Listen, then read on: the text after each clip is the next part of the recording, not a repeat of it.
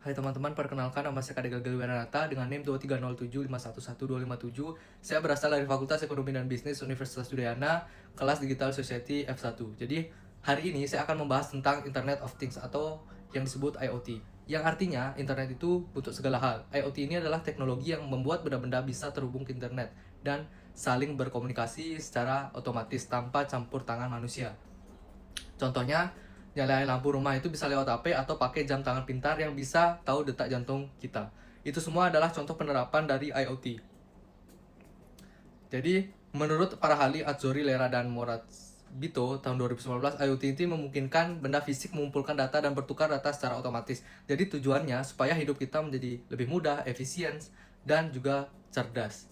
Jadi cara kerjanya ada 3 tahap. Yang pertama itu perception layer atau sensor mengumpulkan data seperti suhu atau cahaya. Yang kedua itu network layer. Jadi data itu dikirim lewat WiFi atau sinyal 5G dengan jaringan yang super cepat.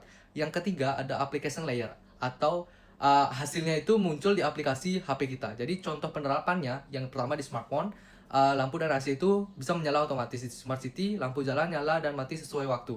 Di bidang kesehatan bisa ada yang namanya smartwatch yang bisa memantau detak jantung kita. Di bidang pertanian ada sensor tanah yang mengatur air secara otomatis. Di industri mesin itu bisa kita bisa tahu kapan akan rusak atau predictive maintenance. Jadi ada juga contoh sederhananya alat ESP32 dan sensor DHT2.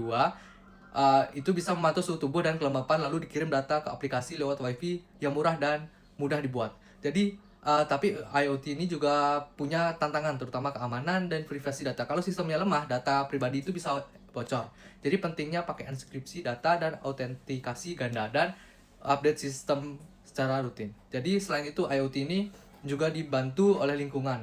Contohnya sensor di tempat sampah bisa kasih tahu kapan penuh atau sensor udara bantu pantau polusi uh, walaupun kecil tapi itu berdampak besar. Jadi kedepannya IoT ini akan digabung dengan artificial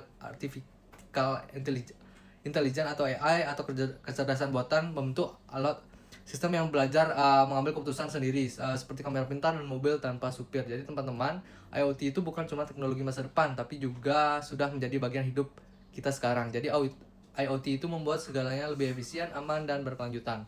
Terima kasih sudah menonton video saya.